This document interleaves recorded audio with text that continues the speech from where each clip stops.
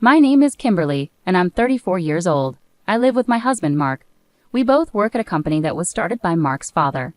Even though he's retired now, Mark's father grew a small construction company into a business worth $2.5 billion. He made some bold decisions, like buying other construction companies, and people admire his great business skills.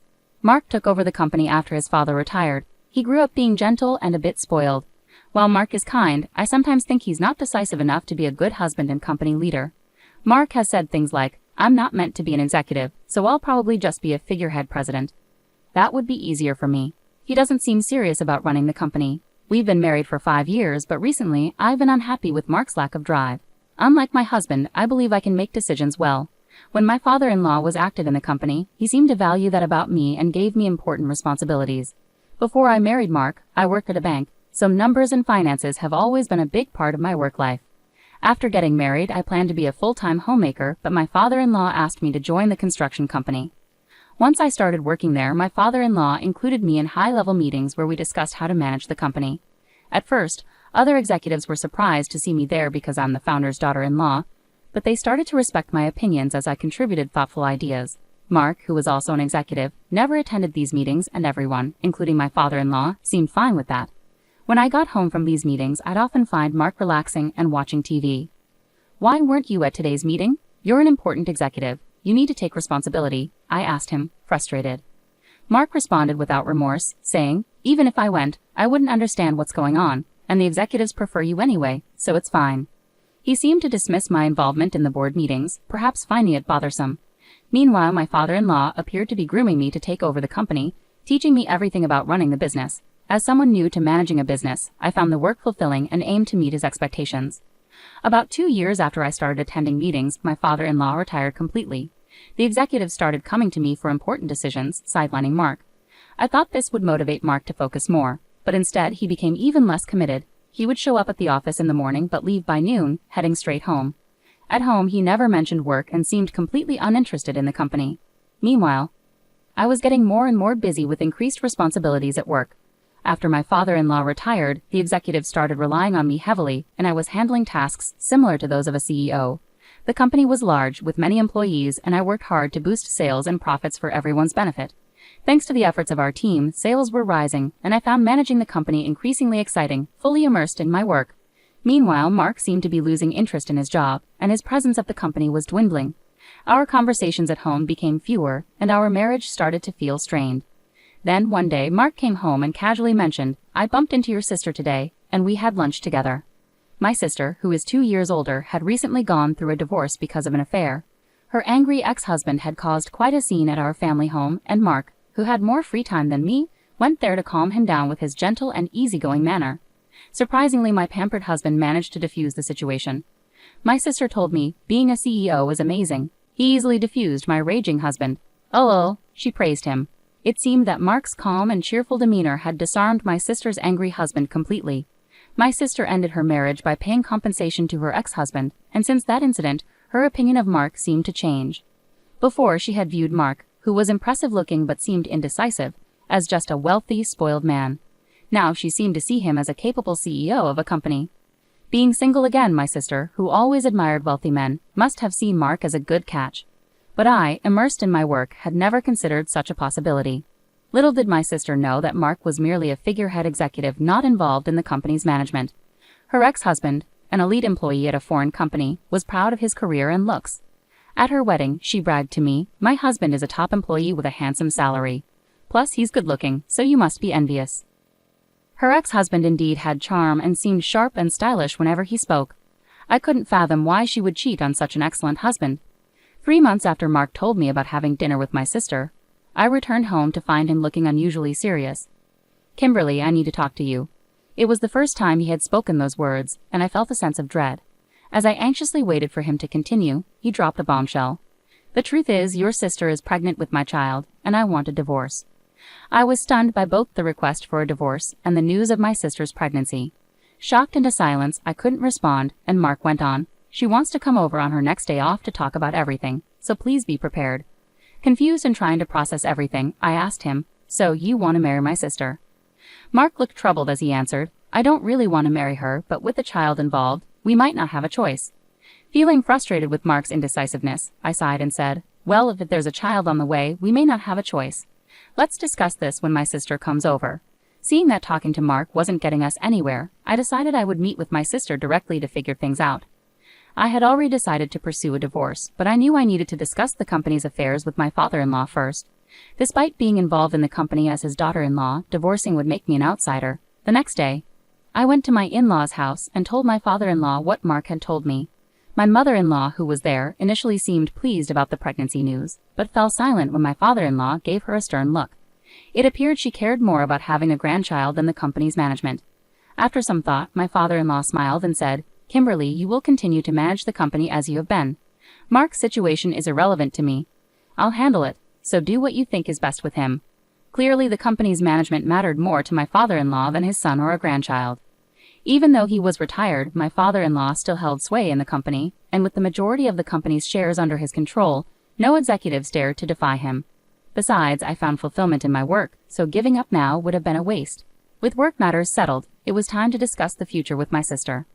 On her day off, my sister arrived at my house with a smug smile, saying, "Poor Kimberly, you couldn't have a child.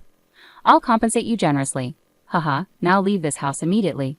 She spoke triumphantly, looking pleased with herself. Meanwhile, my husband sat there quietly, not contributing to the conversation despite being the root cause of the problem. His indifferent expression frustrated me so much that I said, "I agree to the divorce, but we also need to discuss compensation and divide our property. Let's bring in a lawyer to handle this properly. I never imagined you'd end up with someone like Mark. He doesn't compare to your ex." I added a touch of sarcasm as I spoke to my sister, who glared at me fiercely for a moment before regaining her composure.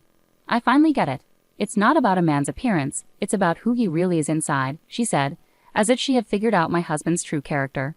Suppressing my amusement, I replied, "Well, I guess that's good for you. Enjoy your life with Mark from now on."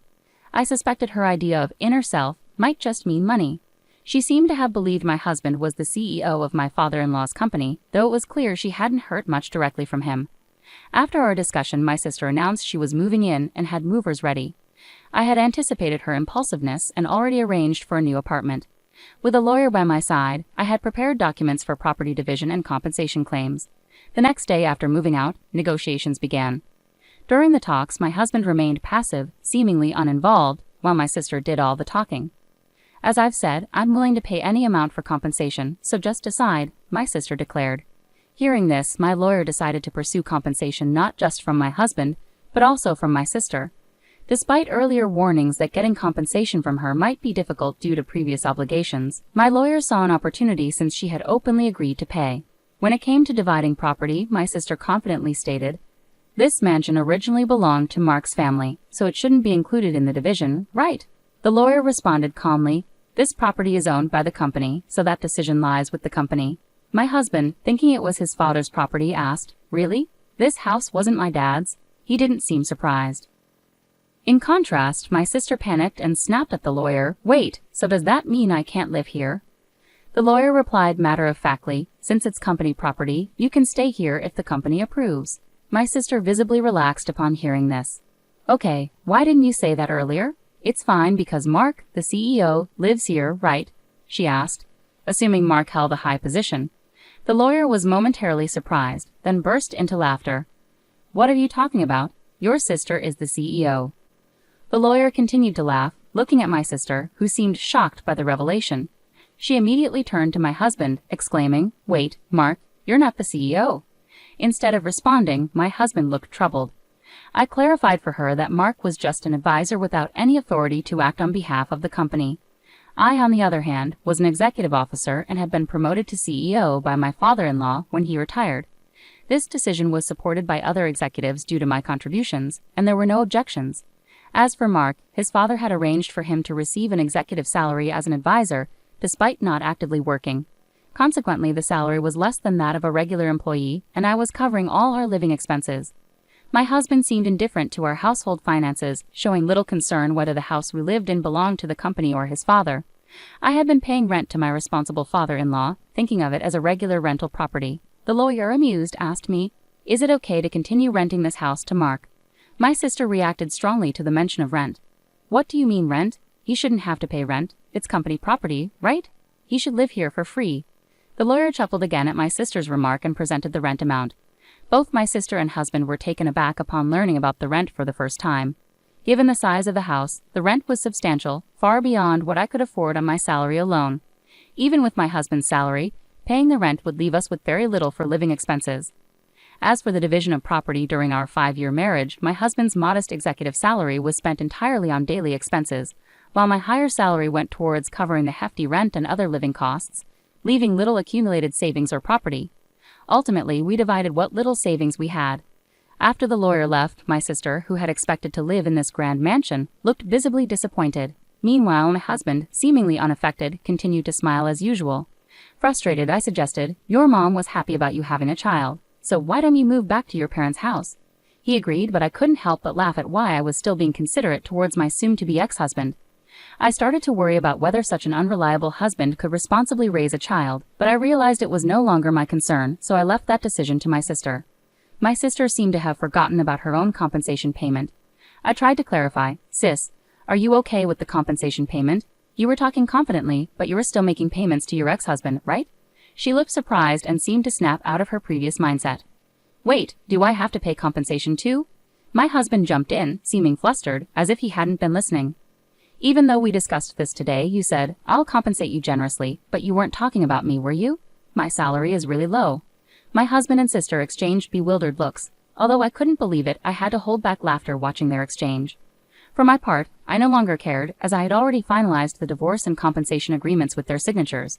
However, my husband and sister appeared pitiful. My ex-husband, who had married my sister, followed my suggestion to return to his parents' home. Yet it seemed that they were constantly arguing. The root cause was the revelation that my sister's claim of being pregnant with my ex-husband's child was false. His mother, who had anticipated an heir, was furious. His father, who had never been fond of my sister for taking my ex-husband away from me, reportedly never spoke to her again. As for the compensation, my ex-husband's father paid his share in full. However, my sister pleaded with her father-in-law to cover her compensation too. He angrily retorted, "You have no right to call me father." Disappointed and empty-handed, my sister fled from my ex-husband's family home, and has been missing ever since. It seems she only remarried my ex-husband to avoid paying compensation. My ex-husband briefly considered reconciling with me, but his father sternly admonished him, saying, "You shouldn't even think about starting a family. You can't even take care of yourself." I have no intention of reconciling with him either, having lost all trust when he betrayed me with my sister. His indifferent attitude during our discussions disgusted me further. Subsequently, he was dismissed from his executive position, resigned, and now works as a temp.